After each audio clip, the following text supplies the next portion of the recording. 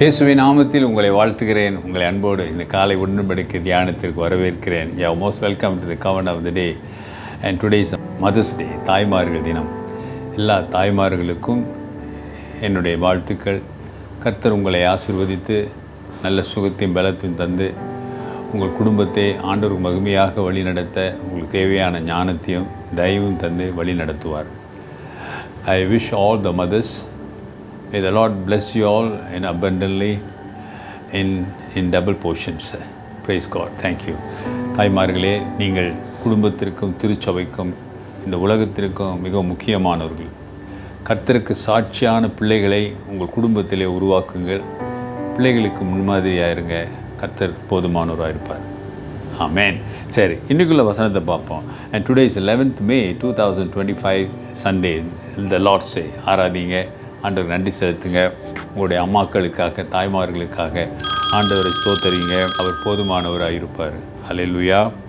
இன்றைக்கான வசனத்தை பார்ப்போமே. அது 2 கொரிந்தியர் 12:19. 2 Corinthians chapter 12 verse 19. Again, do you think that we excuse ourselves to you? We speak before God in Christ, but we do all things, beloved, for your edifications. நாங்கள் யோக்கியர்கள் என்று விளங்கும்படி உங்களிடத்தில் பேசுகிறோம் என்று எண்ணுகிறீர்களோ? தேவனுக்கு முன்பாக கிறிஸ்துவுக்குள் பேசுகிறோம். பிரியமானவர்களே, சகலத்தையும் உங்களுக்கு பக்தி விருத்தியாக்க செய்கிறோம். ரொம்ப ஸ்ட்ராங்கான வேர்டு இங்கே பார்க்குறோம். ஸ்ட்ராங்கான வேர்டு அவர் பயன்படுத்துகிறாரு. யோக்கியர்கள் என்று நாங்கள் உங்களோடு பேசுகிறோமா, உங்களை காட்டுறோமா அப்படின்னு அவர் சொல்கிறாரு. சில சமயம் ஊழியக்காரர்கள் அல்லது ஆண்டவருடைய வார்த்தையை பேசும் பொழுது நாம் உணராமல் குற்றங்களை பார்ப்போம். பெரிய ஒரு யோக்கியமா அப்படி தான் பேசுவோம். இங்கே பவுல் அதை தான் சொல்கிறாரு. நாங்கள் ரொம்ப யோக்கியமானவங்கன்றது காட்டுறதுக்காக பேசலை அப்படி என்றீங்களா? தேவனுக்கு முன்பாக கிறிஸ்துவுக்குள் பேசுகிறோம். ஹல்லேலூயா. You must remember, you must understand when God's servants speak to you or speak in the service or message, you remember in Christ they speak. கிறிஸ்துவுக்குள்ளே அவர்கள் பேசுகிறார்கள். எதுக்காக பேசுறாங்க, எதுக்காக சொல்றாங்க? உங்களுடைய பக்தி விருத்திக்கு. அதான் போல் உங்களுடைய பக்தி விருத்திக்கு, for your edifying in the spiritual side. ஆன்மீக வாழ்க்கையில நீங்கள் இன்னும் கர்த்தருக்கு பிரியமாய் வளர வேண்டும், மகிமையாய் வாழ வேண்டும் என்பதற்காக.